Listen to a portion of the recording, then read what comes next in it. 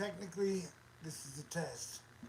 I am T Your friend. from the THORnews on the YouTubes. And 2022 It's been a really wild. and weird and strange year. I I don't don't know know if if you. you remember, but I got suspended in like I think January. Cheers, y'all. Like a week. Nah, I Came came off off. probation, but anyway, talking on the internets, live or otherwise, is strange these days. You know, I mean, this shit is instant. Like anywhere, anyone around can tune in and watch me right now. And if there's one thing I've learned a lot at THORnews, I think, but I've definitely learned that anyone can tune in. You never know who's listening and watching.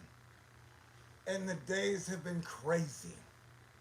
And so here I am with you, one one person, at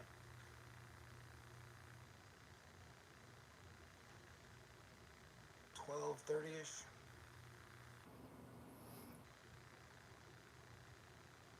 on a Monday. Cheers. Monday, Tuesday is my. My weekend. Asterisk. Cheers, y'all. God bless everyone. Hope you had a great Easter week.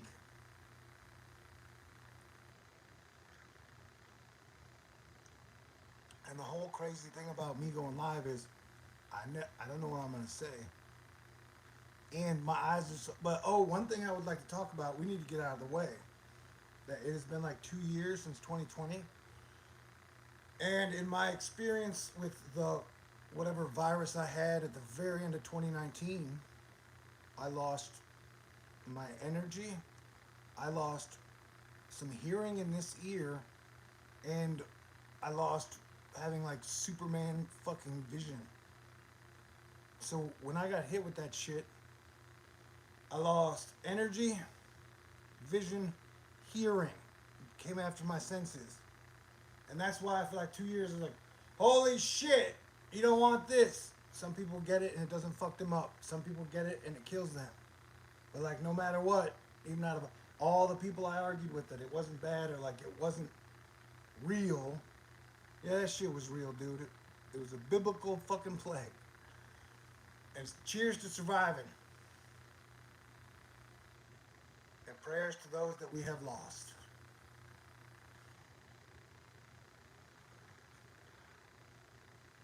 But so the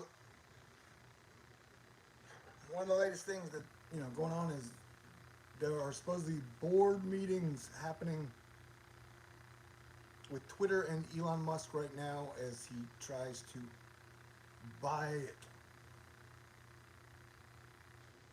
And if you've never heard of Elon Musk, he's a plucky fellow. I think he was part of the group that co-founded or he VC'd PayPal with Peter Thiel. And then it was like Tesla and SpaceX and the flamethrowers, the Boring Company. And then A year ago, he was like, hey, everybody, Dogecoin is the fucking shit. And so Dogecoin went from like no pennies to 72 cents. It was like a year ago, man. Right before he went on a Saturday Night Live. I was like, oh man, seems like there's a lot of hype. I would sell 5 minutes before he goes on SNL. And well, I timed that shit right. Anywho, so we talked about Bitcoin and Doge. Elon did like a year ago, and then like flash forward to a year later, and now he's buying Twitter. He says because he wants to, protect free speech and help get rid of Twitter's unfair practices. And I always feel weird because like I'm shadow banned on Twitter, I'm shadow banned on YouTube.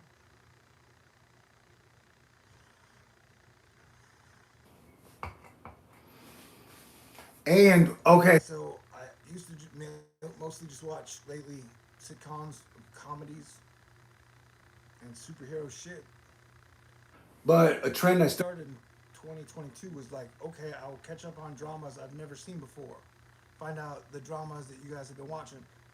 So I watched the Sopranos for the first time ever. I guess it was revolutionary for its age. And it was well done. And then along that drama chain, I ended up on Secession, which like a whole point of Secession is, I mean, part of it is like a family-owned business, and there are corporate takeovers and poison pills, I tried to look it up, and if my information is correct, because that's supposedly like one of the whole things of shareholding. Remember, shareholding is like weird magic shit that came around with the actual New World Order. Like the New World Order's been around, like phase one, been around for like 100 fucking years, man. The minute they put up a global stock market, that was when you had like that's what you call order. It was a world order of interconnected machines that would trade currencies and stocks, and bonds, and um, interglobally, right? So like we technically, but no matter what, if you compare having a global stock market to the other 30,000 years before ever having a global stock market, like that is definitely considered a new age. So in many ways, we've been in a new world order for 100 fucking plus years, man. You know? Oh, hey,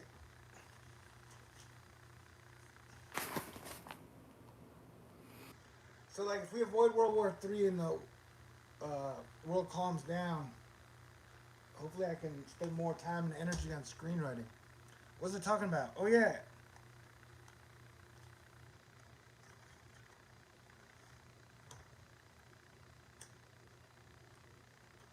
So here's another thing, just to put things in perspective. Remember, reality is a collective of people's perspectives, and everyone's perspective is different on everything. And like,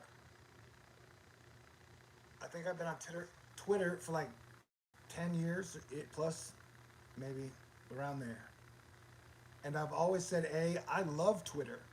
It is one of the best places that you can get like global giant news the fastest. Like it shows up on Twitter faster than anywhere else in the planet. How it really hits it faster than anybody else, I don't know, but it does. And so whether it be earthquakes or bombs dropping, stuff, anything you need, any information you need that might happen in real time, Twitter's the place to be like, check it out.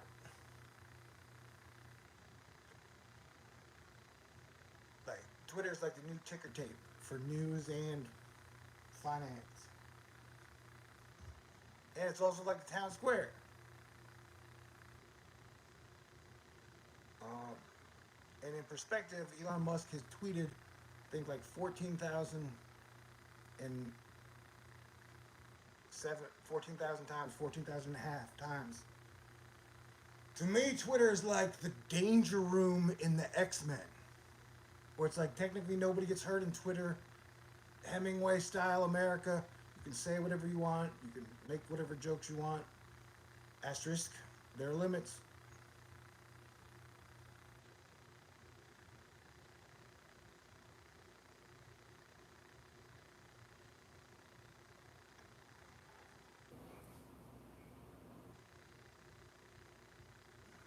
And so I've tweeted 250,000 times. I don't know if you know this, but like before I started a YouTube channel, I used to write movies all the time. I would write poetry. I would write stories. And so as a writer, one of the like Hemingway things, like if you are ever try to be a writer or are born a writer, meaning you write and you can't stop, you write because you have to. that like there's always the thing of like perfecting the perfect sentence. Like writing a super great sentence is a really cool feeling, and it's like a skill, and it's like magic. So pretty much my entire Twitter feed is for me like it's like my screenplay notes because I started writing screenplays when I was a tiny kid. Started writing movies. It's like movies are badass. I'll save the world through movies. That was before videos. Anywho, and if it ain't on the page, it ain't on the stage.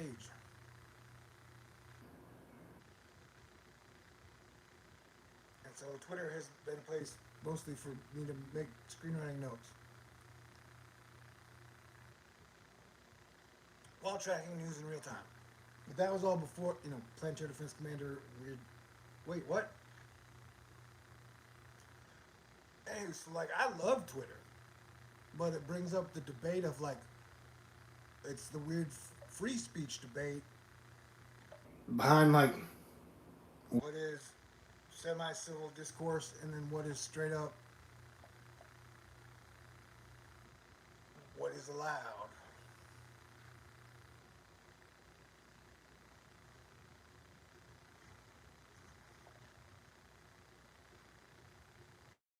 Now, I'm not trying to trigger anybody, but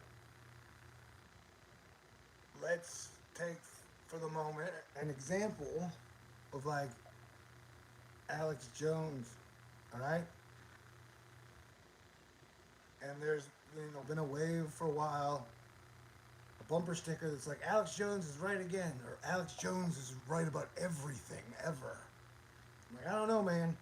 Hey, for like 20 years, that dude talked for 3 hours at a time, almost daily. And so if you're gonna, the more you talk, the more you're apt to make mistakes. They say things that are wrong.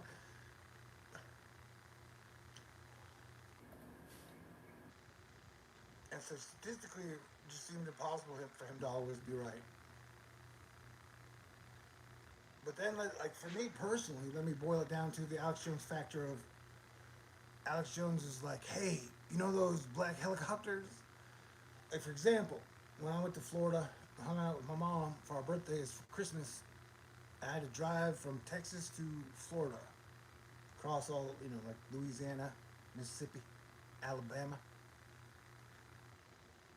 And so I didn't have a good CDs collection, so I had to listen to radio most of, like a lot. And so I got to listen to Alex's show. Remember, I watched him on public access in Austin in 1997 or 98, 97 through.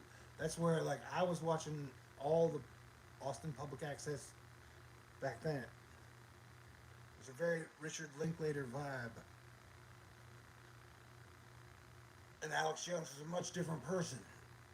Um, Anyway, but like so for 20 years he's been like telling people to fear the helicopters, any like black helicopters, like. And so the last time I was listening in December, somebody called in and was like, "Hey man, I've been seeing the black helicopters around my house. They're coming to get me." And he was like, "Yeah, those fucking globalists in their helicopters." Okay, but let me get to the other thing. Like it's weird because certain left brain, right brain, like the people who are like Trump is right about everything. Now they're like, all right, Elon's right about everything. It seems.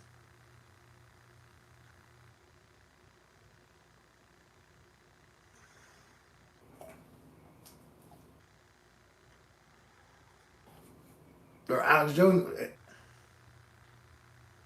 And one point, I just think it's interesting, like, because they accuse the other side, like, one of the worst things you can be to them is a globalist.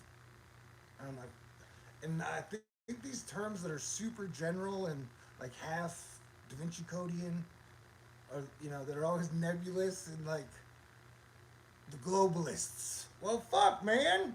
Elon Musk owns like space, owns all the. He's from Africa and he owns all these companies in America. Now he's about Twitter. These are all like, how? Who is more globalist than Elon fucking Musk, man? I mean, he's building plants in Germany. He's building plants in China. He's so it's weird. The same people who are like, Elon is our fucking king. You know, we're all going to Mars together, to the moon with Doge. And then they're all like, fucking globalists, man.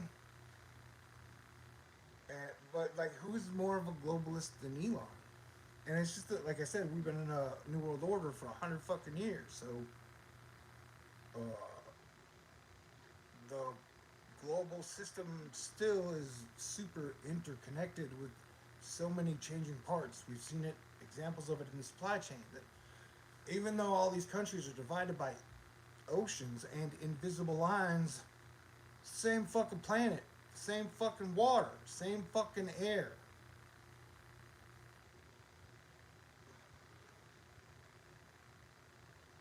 And then like America exported rock and roll.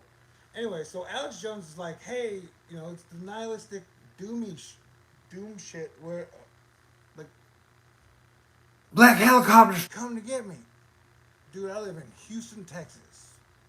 It is a nasty city with two airports and is one of the largest cities not only in America but in the United States, the world. I mean, it's in the top 10 or 20, I think. And so I see, anytime I see a helicopter or an airplane or a jet or an unidentified object, I'm like, oh, that is so badass. I wonder if there's Space Force looking back down on me, making sure that I'm okay. So I think it's such a cool fucking thing anytime I see over Space City flying machines.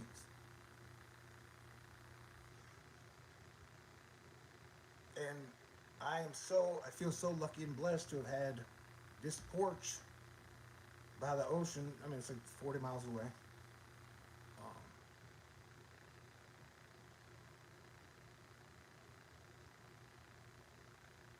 and so that's kind of the thing that, like, I don't know, that, but if you want to boil it down to, like, even get back to the fucking Sandy Hook and the Sandy Hookers, like,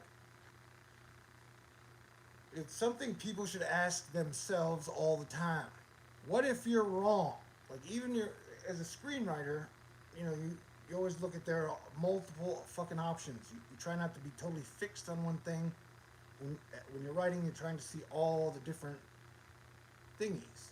And so, with like 20 years or 15 years of like Sandy, or 12 years of the Sandy Hooker shit, it's always been like, what if the people who said that it was fake, it's always like, what if you're fucking wrong, man? If you are wrong, uh, you have been badgering those parents who had their children fucking killed. Not only that, but like stewing up people to like point out at Sandy Hook and be like, oh my god, it was fake and they were all in on it and they all made fucking giant like. And so, for multiple things, like Alex Jones got not only kicked off Twitter, but he got kicked off YouTube and he got kicked off.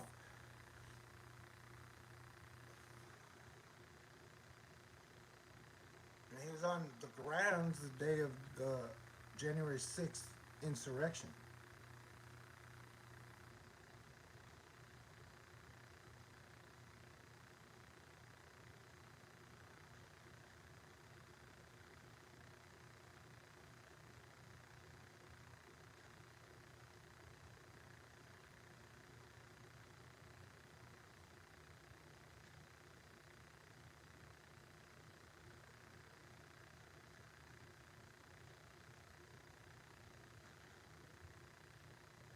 And so it's like, should people online be allowed to badger parents who've had their kids murdered? No. No. So it's the weird like line between what is Twitter and what is fucking 4chan. The only way I even know about 4chan is I watched the entire QAnon documentary. Where they have places on the web where you can have total fucking free speech.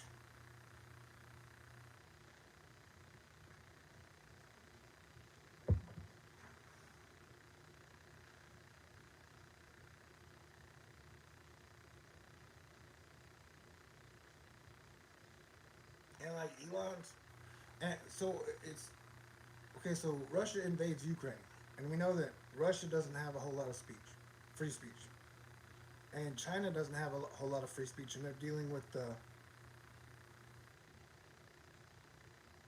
pandemic still. It just seems like a year ago it was all focused on Dogecoin and Bitcoin, and then and remember a year before that he had said in March that by April COVID cases would drop to zero. So in 2020 in March he's like, yeah, in April COVID will be gone. That didn't happen, and that also happened at the point Bitcoin was at its lowest point, like $4,600 or something, or 6,000.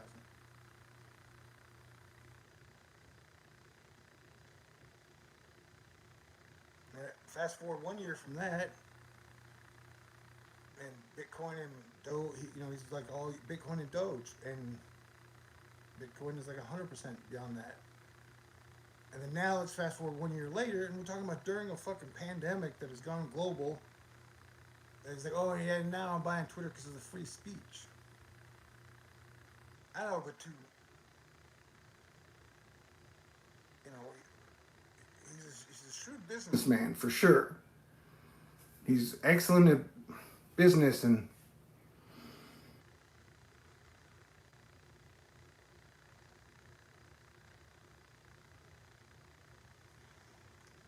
Will he? be the owner of Twitter. I don't know, but like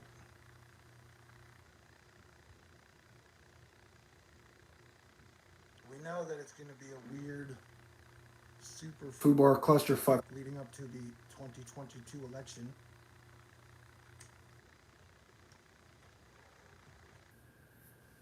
I'm not a Democrat. I'm not a Republican. And the libertarians are like very do what thou wilty about things, except I'm still confused at why Joe Rogan and Elon Musk have not even mentioned legalizing marijuana in Texas since they moved here. So I don't know, like What a big battle to pick. Like if you wanted to do some cool shit, I don't know. I think there'd be a big party when they legalized marijuana in Texas, and Willie Nelson would be there. It happened in Willie Nelson's lifetime. You're one of the cool fucking Texans who helped legalize marijuana.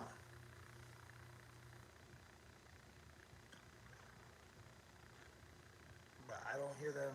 It's not something they push.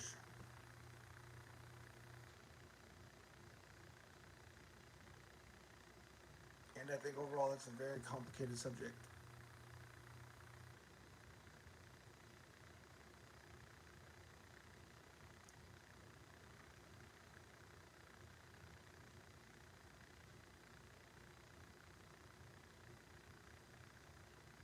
And it's going to be super weird from my point of view.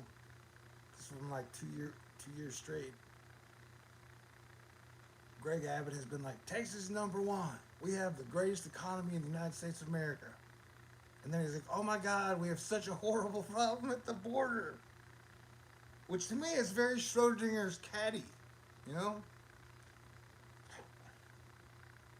Like, Ukraine is having major, massive problems at the border, but their economy has gone down 50 fucking percent, if not more, since the invasion, since the problem at their border.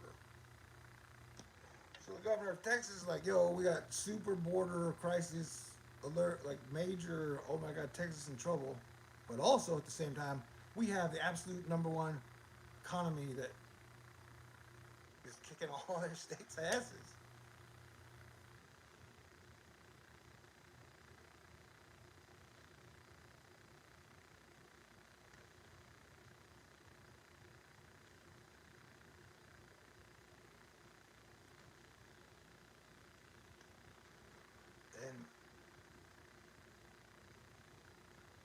And, I think heading into 4th of July, that some people are willing to risk everything to come to the United States of America and live here because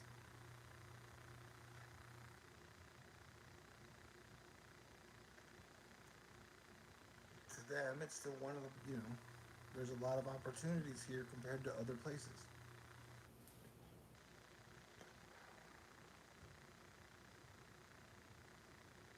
Yeah, so what will happen with Twitter? I do not know. It is definitely so popular that I am super 1,000% interested in. Like I said before, I've tweeted quarter of a million times. Elon's tweeted like 14,000 times. I think it's like the X Men battle room.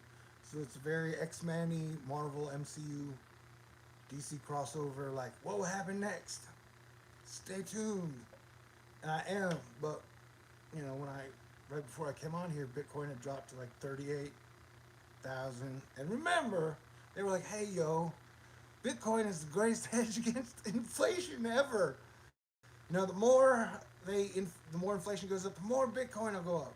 They said that shit for like a year or two, and then inflation hit us pretty hard. But I want to remind you that we got up to like 20 and 25% inflation in World War One, World War Two. So like the 9.2% inflation we've seen is very bad.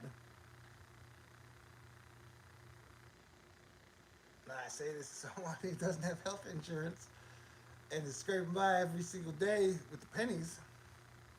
But it's still not like hyperinflation, and it's not even as bad as World War One or World War Two.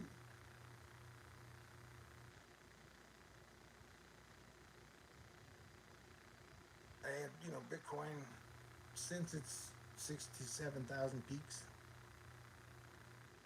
since Saturn has been in Aquarius alone without Jupiter, it's hung in there in like the 40 range.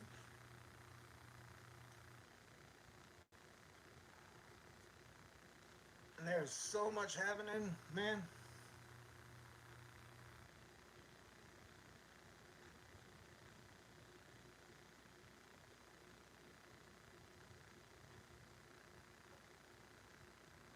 And so here's the interesting thing.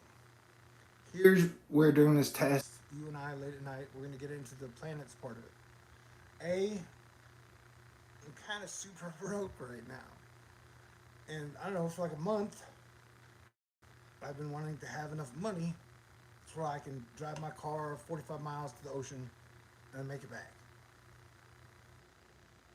I'm always paranoid about my car breaking down and being like, all right, would I have enough to even make it home? If it did. Anyway, because I want to see Venus, Mars, Jupiter, and Saturn in the sky. Like they're lined up. It is like one of the coolest things ever. Outside, right before dawn, by like 1 a.m. Last night I went out just on my porch and I saw Saturn and Venus just because there was some clouds.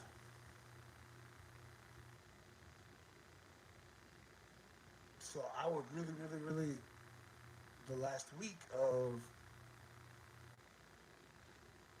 this month, like to spend more time at the ocean, 1 or 2 nights, seeing the planets in the sky all super lined up, and the moon is now between Saturn and Mars and will be for like 2 days.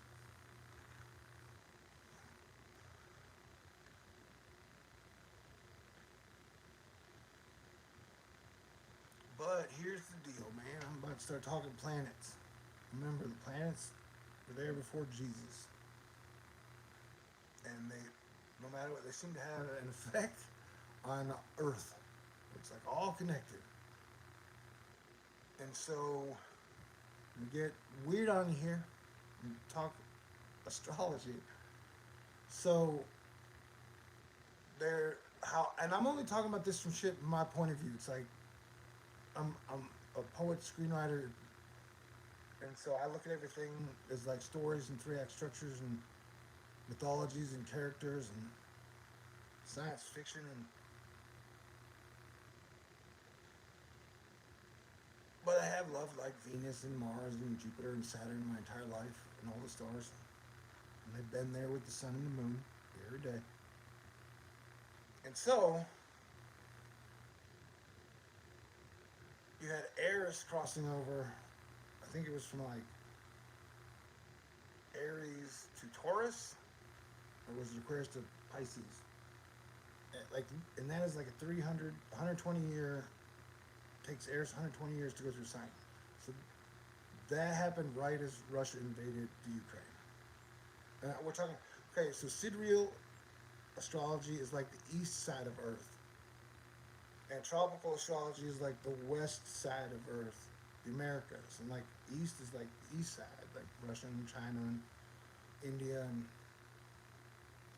and so we have like two different charts, and we're going through two different astrologies in the same real time.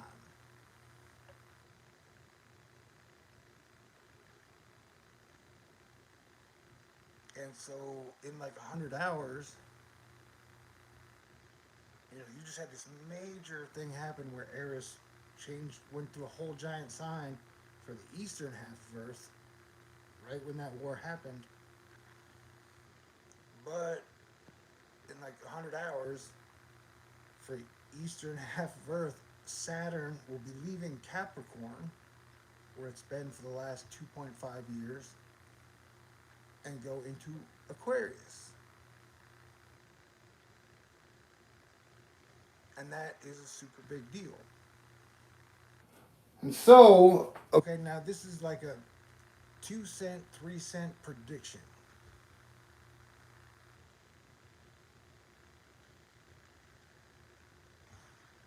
But if I had to guess how things will play out with Elon and Twitter, that if he doesn't get it done, the deal done by the 28th, then uh, right around the 28th when Saturn does go into Aquarius, you will see the deal is off. I could be totally wrong about this. Um,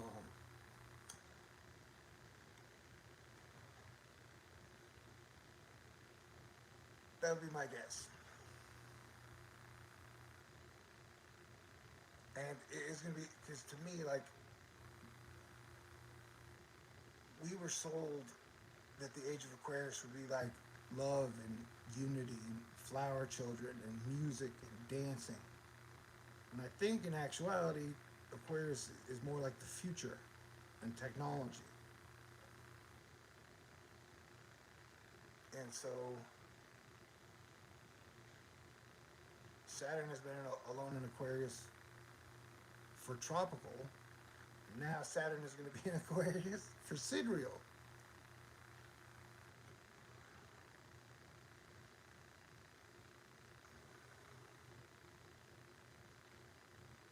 And it does seem like for the thousands and ages before us, most cultures were apt to say, right, Mars is red and it's war.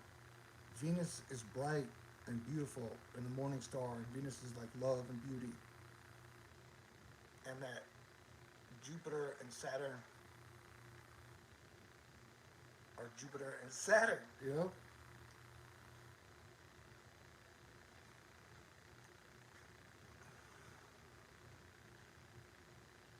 That's the other thing that, like, the astronomer part of me, you know, I am, I don't understand. I mean, I think putting all those Starlink satellites up to where that, like, they're streaking light against a lot of the astronomy photographs, uh, I could have put them up higher and built them different to where they didn't reflect as much light. Like, so it's almost like the modern version of, the telephone pole wires and the electricity wires. All those could have been built underground. So that would have been one great step, is if you would have built all electricity and telephone wires underground. I'm pretty sure that could be done. But no, they're up above Earth. It kind of seems like the same thing here, to where they could still put up the satellites, and for some extra money, they could have had it to where it won't fuck up astronomy photographs.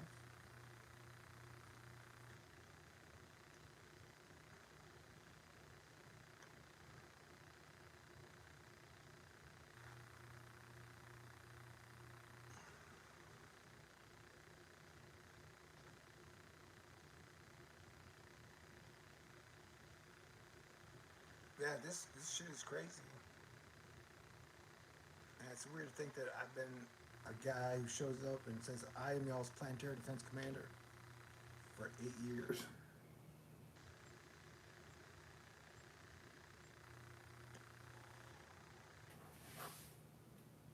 And I'm like, hey, y'all, let's please avoid World War III and prevent civilization from collapsing. And that, yeah, my personal end game is world peace. Like, it would be super duper awesome, great if humanity, it's kind of like one of the things with Elon is he's like, hey, yo, you should let all the shareholders vote. And sure, yeah, absolutely. You got 14 million people owning shareholders. Let the shareholders vote. The majority wins. Of like, do you want to sell the part of the company you own? That would seem fair and democratic way to do it. But it's the same thing with war, man. Like, let's say talking about free speech and human rights, where like everybody could vote one day. Like, do you want war? Check yes. Do you want war? Check no. I really think if you had every single human being vote on the planet, you'd get like 93% of us, if not more, that are checking like, no, I don't want war on Earth. I do not want uh, Russia to fight Ukraine. I do not want Taiwan to fight China. I do not want Palestine and Israel to fight. I do not want territories in Africa to war. Like,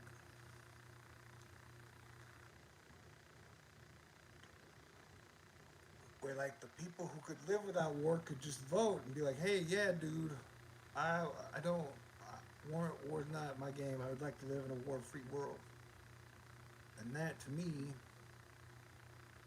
is the That's what I want. and to be part of the team that brought peace and ended war on planet Earth. What is cooler than that, man? You know?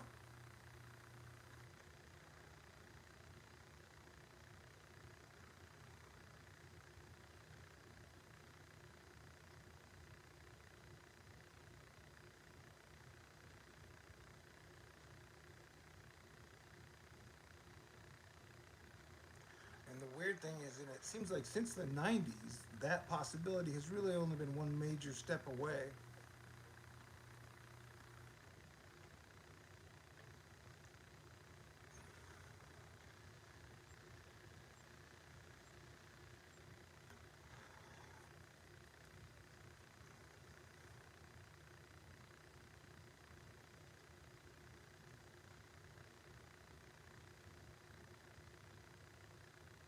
But no, we're still knee deep in a war and oil economy.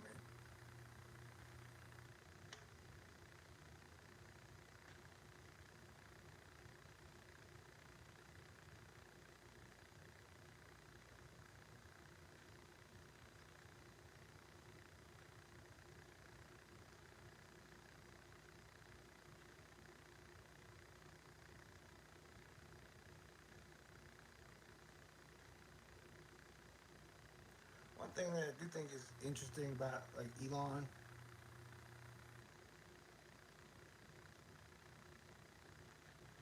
is that I think he lived in Africa till he was like 10, maybe 14.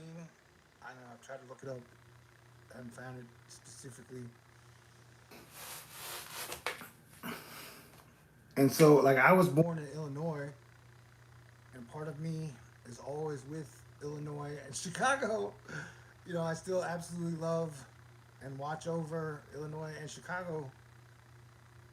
I hope to go visit one day and hang out with Autumn and lots of people in Wisconsin. Anyway, and so for a dude to spend, like at least a decade in Africa, and then it seems like since then he's never given Africa a second thought other than if there are fucking lithium mines there.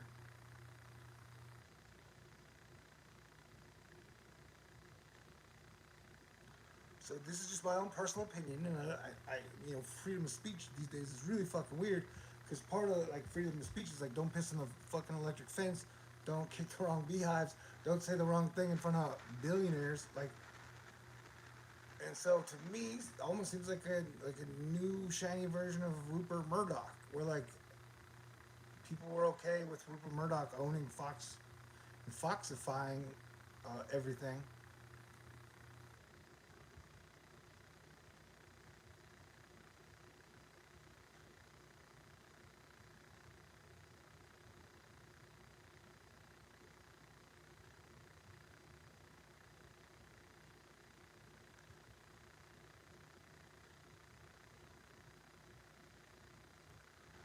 But there is definitely like a Citizen Kane aspect to it.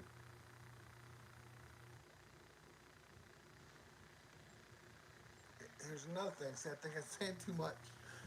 Like, all right. So in the last month or so, Elon has picked a fight with Bezos.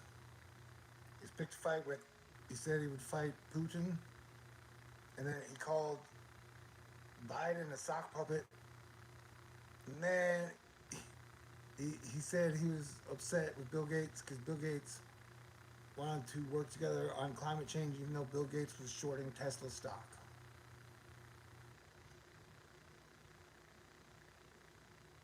And so one, it's interesting as the billionaire, be like, hey man, I'm just fuck all y'all, or how, maybe not that strong, but just like to pick fights with all those dudes. But then as a screenwriter, you gotta ask. I don't know if you've seen the movie Knives Out. It's really great. I highly recommend it.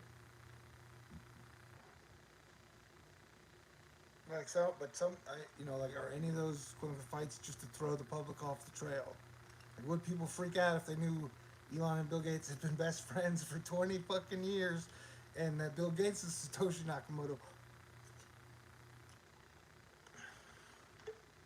That's another weird shit about the 4chan stuff, and just in general, all the anonymous shit of where a lot of people are inclined to get behind anonymous people, whether it be Zero Hedge or QAnon or Satoshi Nakamoto. Like, people like, hell yeah, I totally believe in this fucking totally anonymous dude. They were like, QAnon has super serious intel, man. I was like, oh really? Oh really?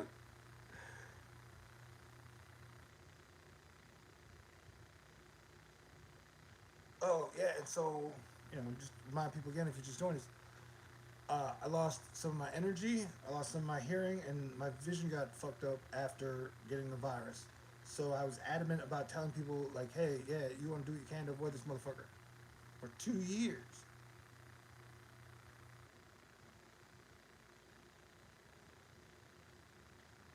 Anyhow,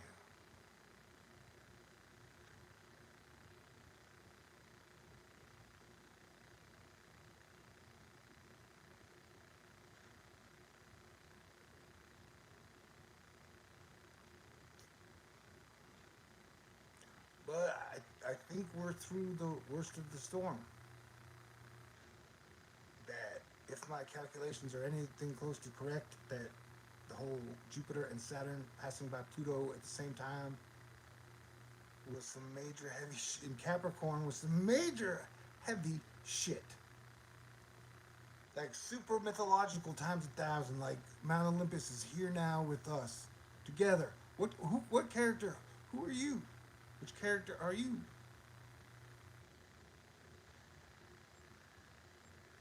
I'm the guy who would like rock and roll to return to Earth, and there to be world peace.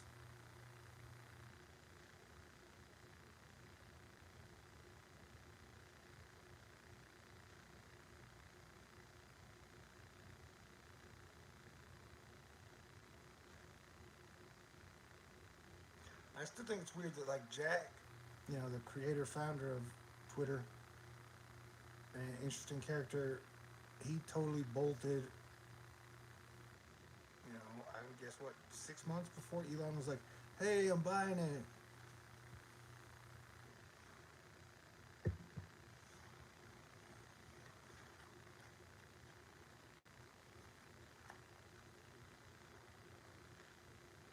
That's the interesting thing. Like in the modern economy,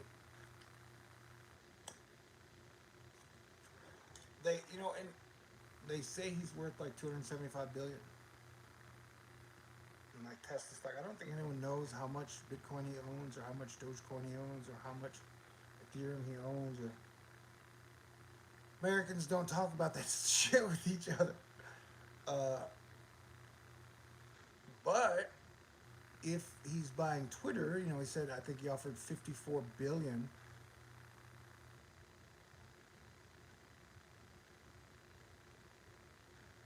And that, from what I understand, that he's taking out a loan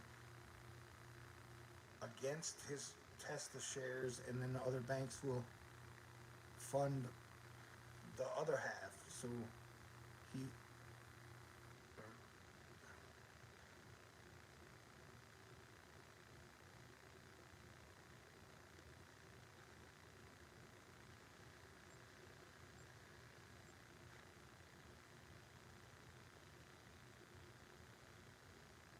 and so that's part of the thing is though he has 275 billion dollars in illiquid assets,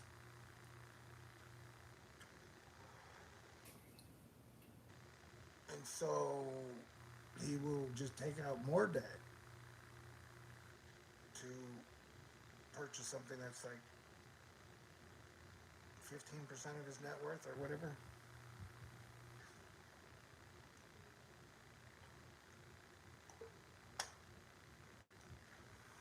I don't know. It's definitely interesting. Another thing I would like to selfishly mention, I'm now 50 years old.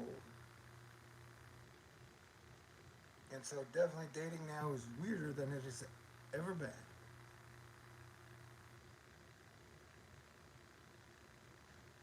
And sometimes you'll see like a 40-year-old dude dating a 25-year-old woman.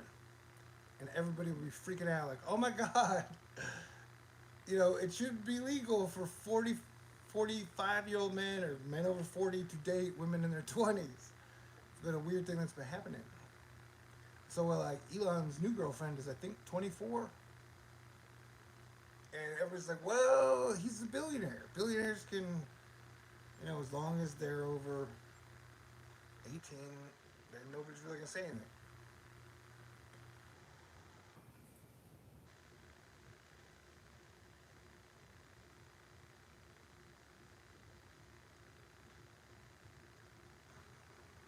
So, yeah, there are different rules for billionaires and non billionaires. And dating is so weird these days. And I guarantee you, well, I don't want to get too cynical with y'all, but on the non-cynical side, we're going to see an explosion of weddings over this spring and next spring. Like you're going to see this giant explosion of all the people who didn't have the chance to hold the giant wedding ceremony. You know, all the like 18 to 30-year-olds who waited to the or so I think you're going to see a giant explosion of weddings now through the summer, all the way through next spring, I think.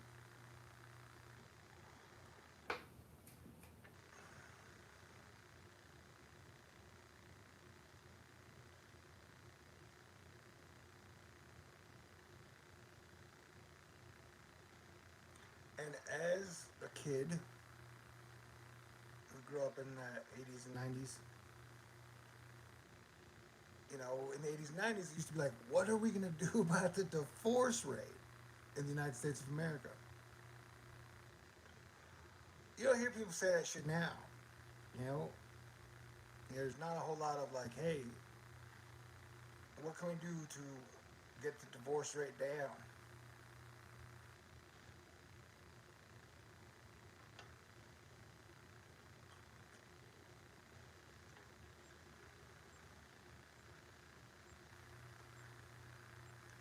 Sidebar, like differences between like America and other countries that like this is strange, but like Saudi Arabia banned the new Doctor Strange Multiverse of Madness movie because it has lesbian in it.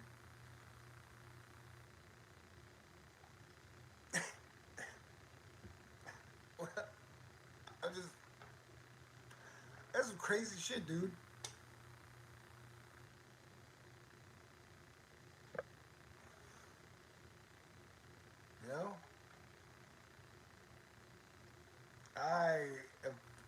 proud of America's diversity, and I think that as a Norse Christian Jedi, any two adults over 18,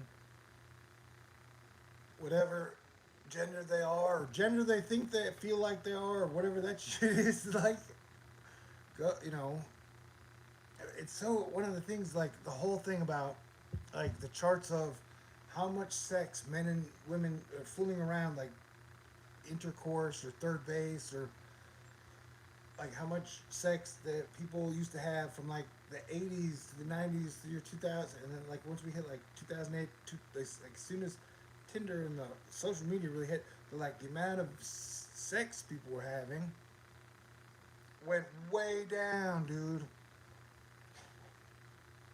So the amount of fooling around, making out that human beings were doing in America, like plummeted as soon as social media came around. And around that exact time, everybody started arguing about sexuality and gender constantly, nonstop.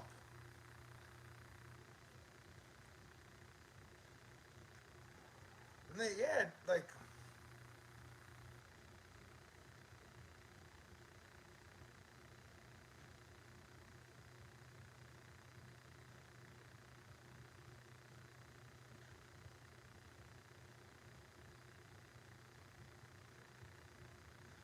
that, like that's in the modern age. Like Russia is pretty much almost all white, like 95%, 96% all white people. And China, I'm pretty sure, is like 99% Chinese people. And then America's a total melting pot. And I absolutely love the total melting pot aspect of the United States of America. I think it's one of the coolest things.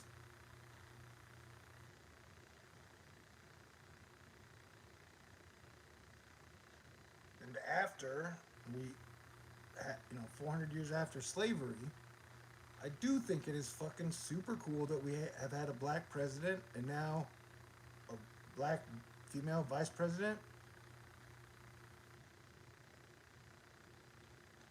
And I'm just telling a joke here, but and I definitely love Hispanic people, but it definitely seems like uh, Asian people get the short end of the stick. Like for whatever America's inherent racial biases are, if I had to guess, we would probably see a Hispanic president before an Asian one, just based off what I perceive as the racial biases here are. But I could be absolutely wrong.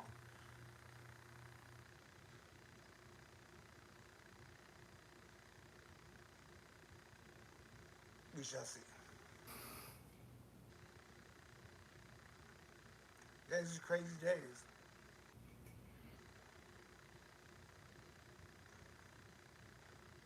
Freddie Mercury was gay. He was one of the greatest rock and rollers of all time.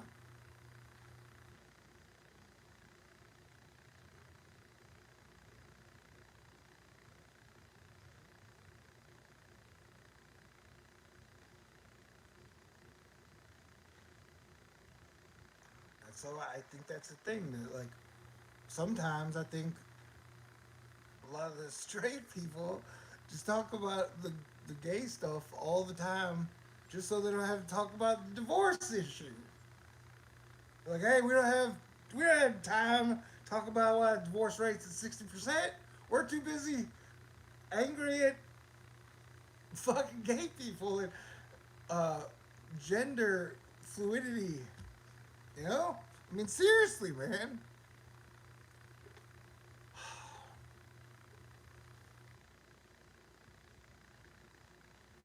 And so, like, the whole, like, America's had some really, really, really great comedians.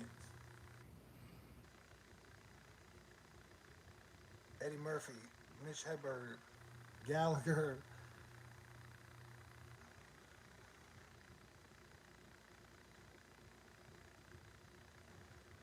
and Russia's had Yakov Smirnov.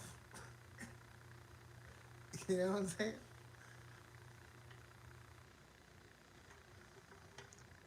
But But I don't know. Maybe the media's not showing me all these super duper fantastic um, Russian comedians who were as good as like Jerry Seinfeld or Dave Chappelle or Carlos Mencia.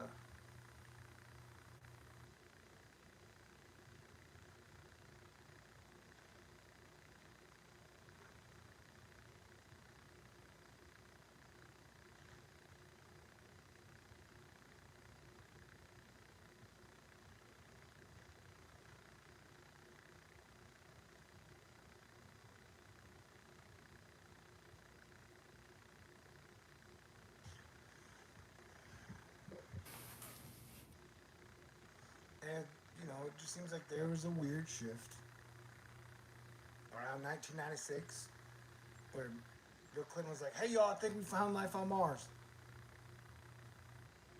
And then Twin Towers got attacked. Then it was like OJ and, all that shit.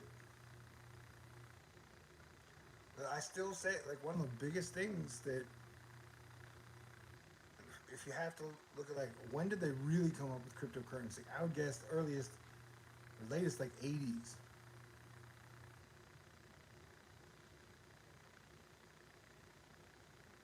And so you had the giant financial crash of the 30s, Great Depression, when all the stocks totally crashed. So they created a law called the Glass-Steagall Act, where you had like trading firms and speculation shit overheating stocks and hedge funds, and you had that shit over here, and then on the other side you had savings and loan banks.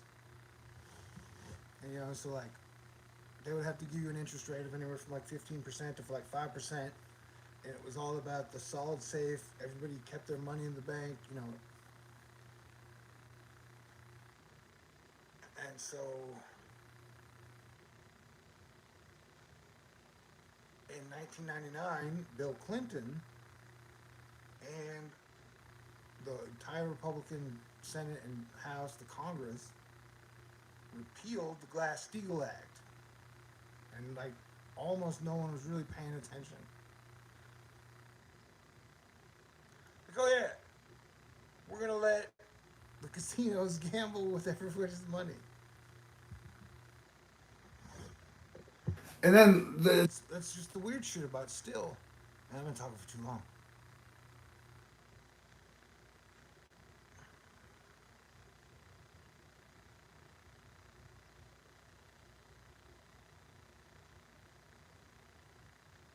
Which definitely led to the stock market crash of 2008.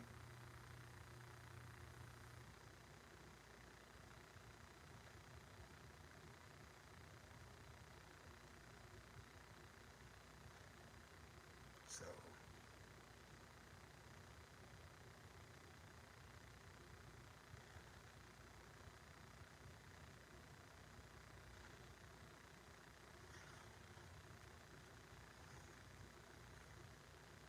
and so, I mean, and so a year ago, Elon was telling everybody to buy Doge. That, and I mean, he pumped it. all the way up to the Saturday Night Live gig, which the Saturday Night Live gig was like May 8th. And it got up, I think, to like 72 cents. And then it crashed. And like today it's at 13 cents. And even when Bitcoin has gone up again, Dogecoin has pretty much stayed somewhere like barely under 20 cents. And like I said, it's 13 cents.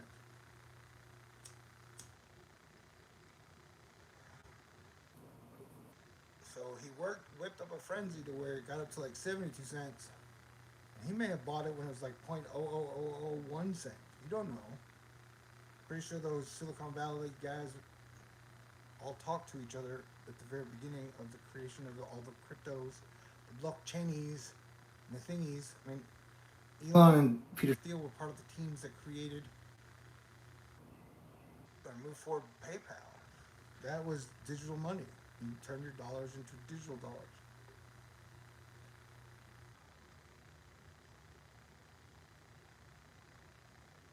And so,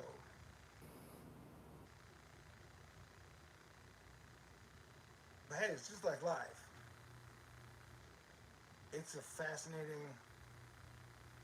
as the guy on his couch watching, it'll be interesting to see what happens. And remember, if they hadn't retired the space shuttle, it would have been a whole lot harder for Elon to become the richest man on the planet. Because if they would have kept the space shuttle, like the space shuttle did all the shit that SpaceX does, or did for the International Space Station and whatever. Like a space shuttle did all that shit and still could land like a fucking space plane. It's not just a rocket capsule.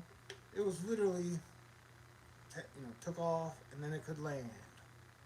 It was so cool. It's a fucking space shuttle. Like, nah, we're ditching it. Even though we know the future is satellites and you're going to need so much satellite repair and so much is going to be happening in the Space Force realm. But yeah, nah, we're getting rid of the space shuttle. One of the greatest innovations America's ever done. That's why. So if they had got rid of the space shuttle, it would have been much harder for Elon for everyone to be like, oh wow, Elon's created rockets. These fucking brand new rockets.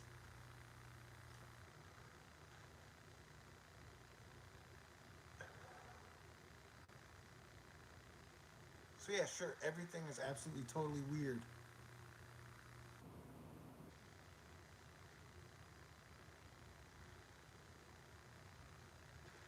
But I'm still super optimistic.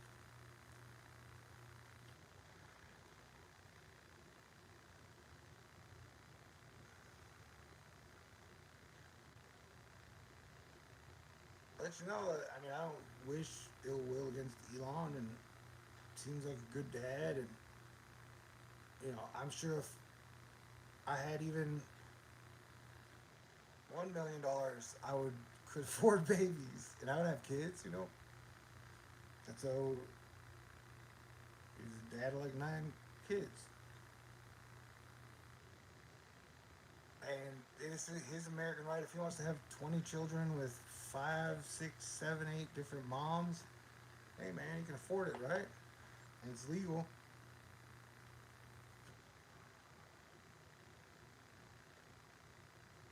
It's kind of like, and I'm just giving you guys notice. If it's sometime in the next 5, 7 years, I start dating a 21-year-old who sings like a fucking angel and is super smart and a millionaire, don't give me no shit, because it's fucking absolutely legal.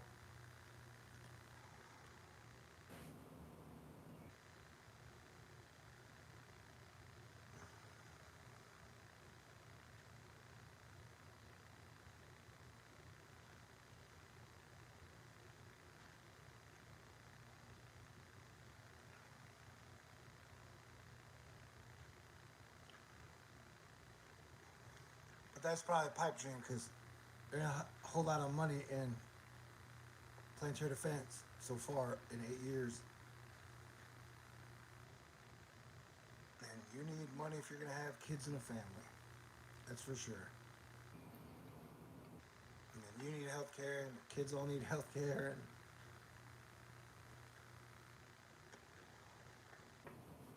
And so, yeah, that's why it's planetary defense commander. You guys are all like my kids, man.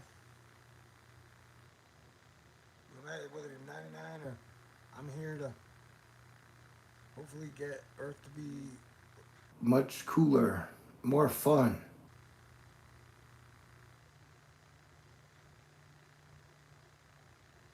Because the whole like weird American Civil War shit, and it really, really started to where it's just. I think The Simpsons captured it best, where they had like George Herbert Walker Bush pull onto Homer's lawn and splash mud all over his house.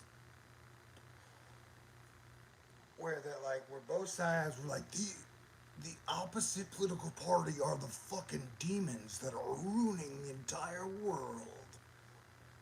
That shit really happened, like I said, around Bill Clinton stuff, like the '90s, Inside Edition, Bill O'Reilly,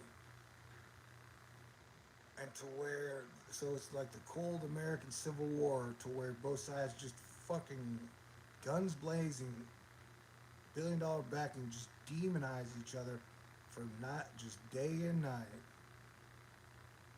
That shit is so stupid. It's so stupid. That's why, like, man, I don't.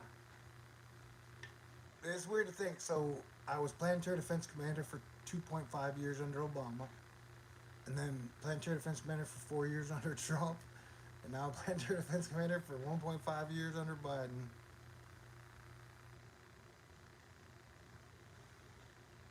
And to me, the both parties just seem so fucking outdated, and that's why the both political parties are like a giant legacy beast, and that no one who goes into the party can really, it doesn't seem like can change it that much. Like JFK tried, but we know how that fucking ended. So that at some point you gotta walk. It seems like up. For since Reagan or JFK, you gotta walk the company line. Can't get too. Can't come up with too many great ideas that unite the people.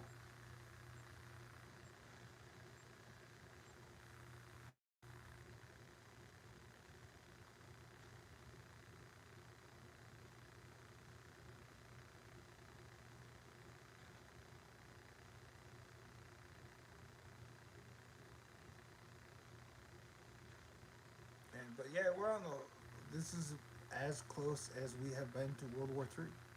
I think in my lifetime. We're on like day 55, 56 of the invasion, and if You consider the history of Asia, Russia, China, Europe, the Middle East, Africa, like for thousands of tens of thousands of years, they've been just like that place has been a mess.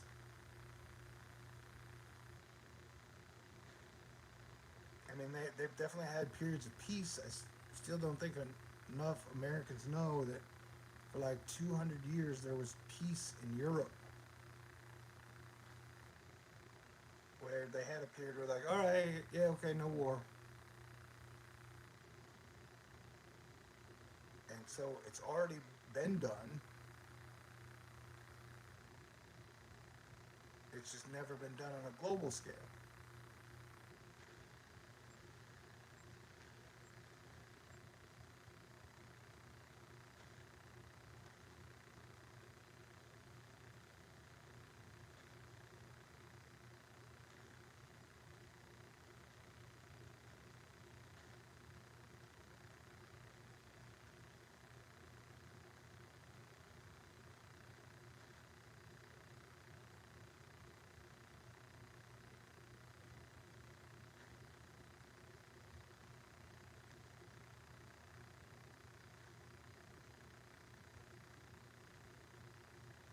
I saw someone, one of the like Republican conservative commentators who was super pro Putin. He was talking about this is how connected America is in it all. The Pentagon people are meeting in Ukraine right now. It's like, yeah, dude, Secretary, Secretary of Defense. And I think the Attorney General, wait, no, head of state fuck, are in. Ukraine right now as we speak, side by side with Zelensky. And you had Boris Johnson, walking down the streets in Ukraine with Zelensky. And then you had Le, Le Pen, a lady who was totally openly backed by Putin to Win the president, presidency for France. but and the Even part of the media was like, it's going to be super close. Le Pen could win. It's going to be totally close. And I was like, I don't know about that. Because she was like, yeah, let's make fucking France more like Russia. I was like, that seems like a bad selling point. to democratic free places that allow lesbians and rock and roll. Um,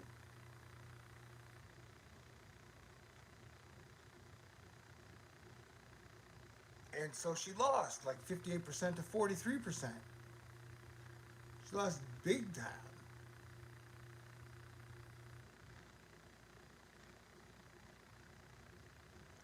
So I was shocked that Putin did invade Ukraine because it seemed like such a really bad idea. Trump called it genius.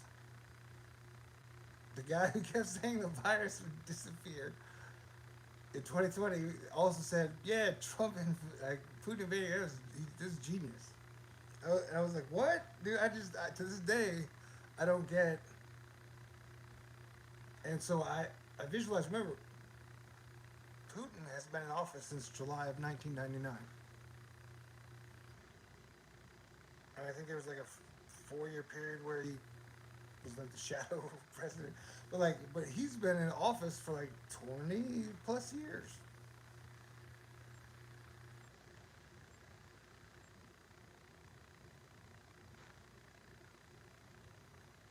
And so, he's like, look, it seems like he's like, I'm reuniting most of old Mother Russia. And,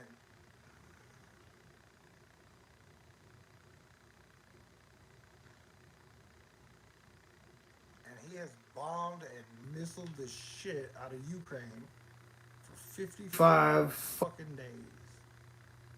He has destroyed tons of shit. Millions of immigrants have fled. So that's the weird comparison to me. It's like people had homes in Ukraine that they really liked and would have stayed at normally, but then they were getting hit with missiles and bombs and shells. So like millions of people were like, "We are gonna leave." And then, like I said, that you got People coming up into America because they're like, the homes we had, the opportunities we had, things are so much better in America.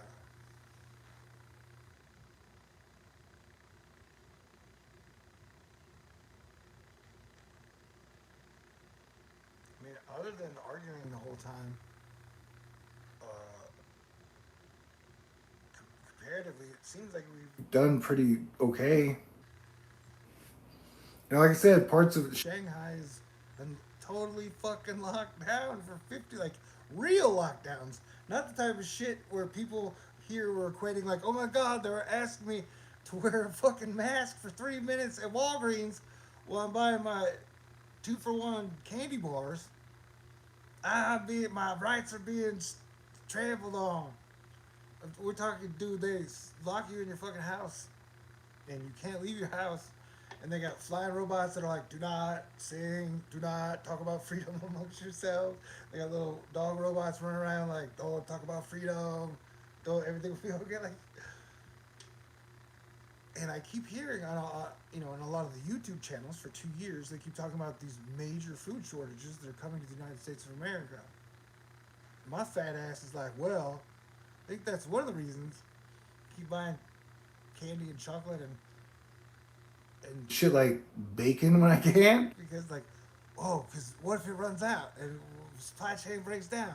I'm like, fuck, they don't have any meats, But we aren't anywhere close to that. You can come to pretty much the whole time in Houston. There have been times where they've been low on some stuff or different types of but America's done a pretty fucking great job of keeping the supply chains open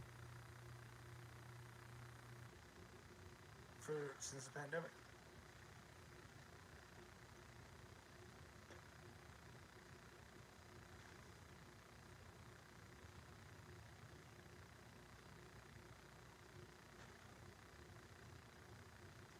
So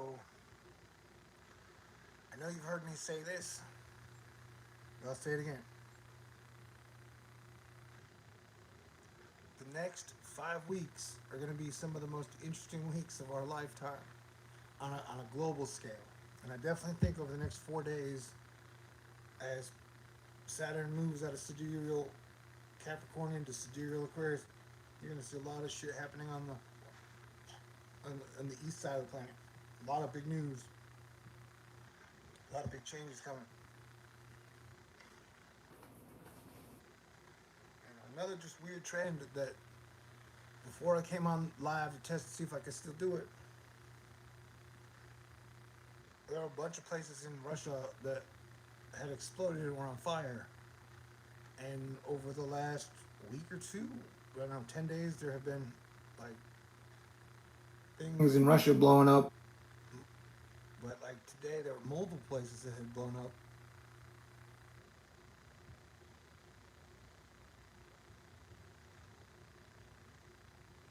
So I guess my point is that like that's why I didn't think Putin would invade because a I don't see like what is the upside? What are you gonna gain?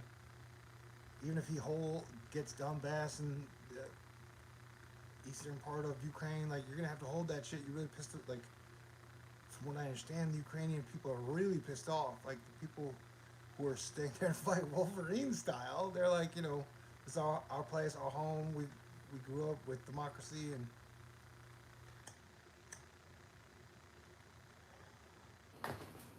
And then there's the whole thing of like, okay, if it didn't work out like he wanted it to, then like how do we end this situation? How does it end?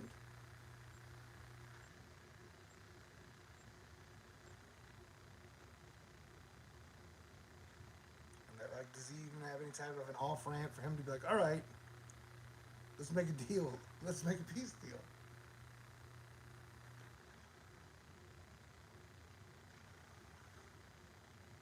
And you know, I don't want Russian soldiers to die. I don't want Ukrainian soldiers to die. I don't want American soldiers to die. I don't want any soldiers anywhere on Earth to die. As Planetary Defense Commander, I would like there to be no war.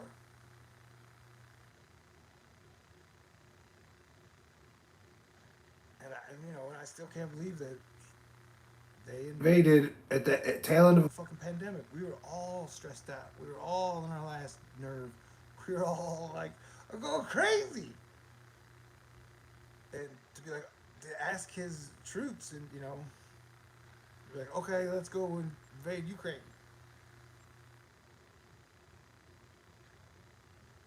It was just such a weird move. Move.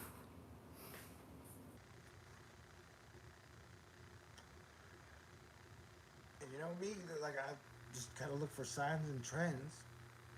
And when their flagship, the Moskva, sank, it sank on Good Friday. It's like, oh, dude, that's the best sign.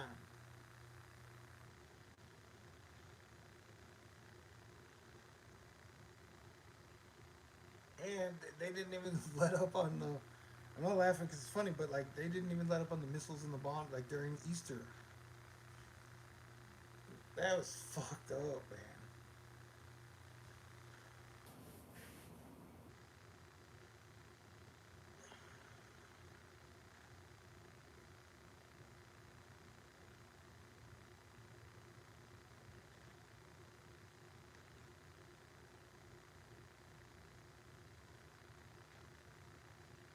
And to me, it definitely seems like that there has definitely been a misinformation divide and conquer campaign flooding into America since God knows when.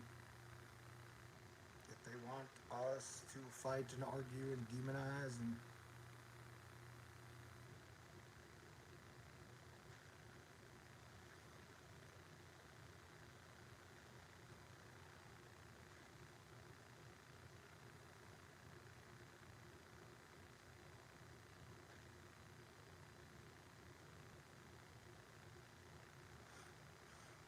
based off three factors. One, God is great. Two, all that crazy Jupiter, Saturn, and Capricorn passing Pluto, and then like everybody passing Pluto, all that Plutonian energy, and then us heading to solar maximum. I think the worst of the storms is behind us. I think we will avoid World War III. I could be totally wrong.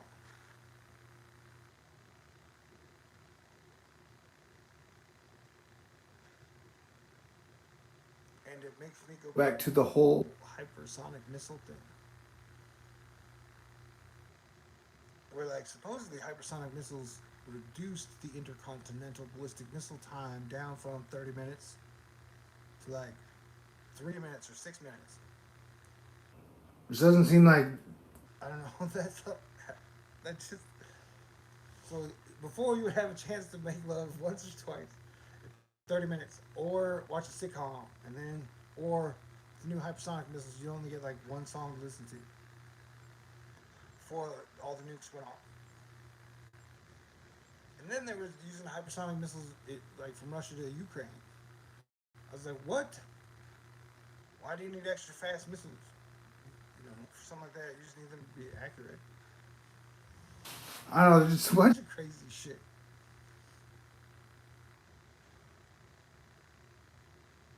And they say, I mean, I don't know what is and isn't true. I can't verify any of this shit. They say that like Russia's lost over like 20,000 troops, which is like somewhere between 15% of the entire invading army. And that's over less than 2 months. So even at that, for lack of a better term, burn rate, and that's not counting tanks and planes, and I just don't know,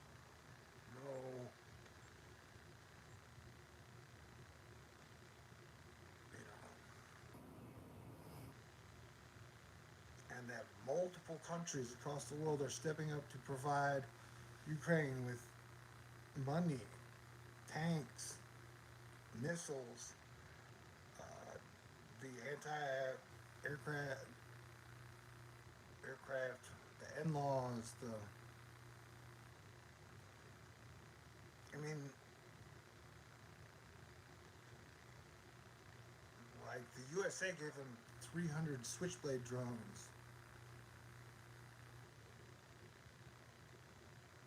I mean, like, I don't know if you ever read Ender's Game, but even imagine that, like, I'm not saying you would use all 300 drones in one attack, but like, if you were gonna attack a supply chain, if Ukraine was gonna use 300 drones at once to attack like the Dome Blast area, that would they could definitely do some damage, even if it's. I don't know. I'm just saying the whole like the drone war aspect of it really seems to be a large difference maker in soldier tank combat.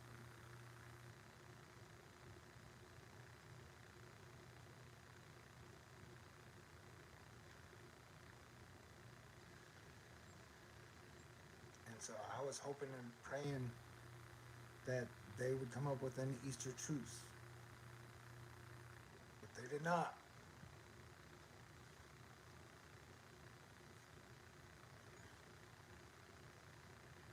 So like all these fucking for tropical, all these planets are in Pisces. Um, right now you're talking. You got Neptune, Jupiter, Saturn, Mars, Venus, and that all those planets will then switch over, except for Neptune. But Neptune will get there eventually to Aries, and Aries is. War. But the flip side of war is peace. So, but that shit will start to happen in May. So May is just going to be a super duper wild and crazy month. So I'm just letting you know. Because they say the rumors are that like the partial solar eclipse coming at the end of this month when Pluto goes retrograde on the 31st, That eclipse. won't be that bad. And technically it doesn't even go over the USA. But the blood moon lunar eclipse on the 15th ish of May, yeah, and then Jupiter goes into Aries on the 10th of May. Buckle up, definitely for that month.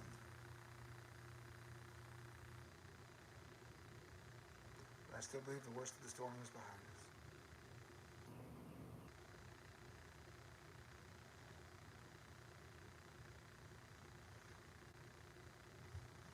All right, it's testing to go well. Hopefully, I did not get in any fucking trouble. I don't want crypto guys mad at me. I don't want, I don't want Russians mad at me. I don't want anybody mad at me, technically. Totally 100% honest. I'm ready to kick off the roaring 20s.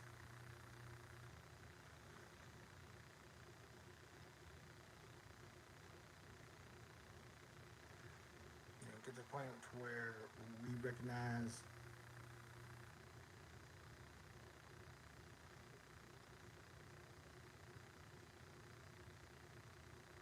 I don't know, even if I died today, I feel like I lived one of the coolest, like, I'm so grateful that I got to live here on Earth, and Do the things that I did.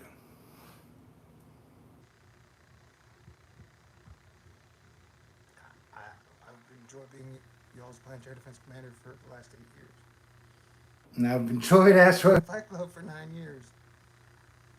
You know, back then I'm like, world's about to get crazy, y'all. Yeah, so Thor: Love and Thunder is coming in like 73 days, and I walked like 10,000 steps 18 days in a row now. That shit feels good. Those natural endorphins, ooh, Nelly. But now I gotta like start eating rabbit food in smaller portions. I really want to make a difference in time, you know, for the middle of July.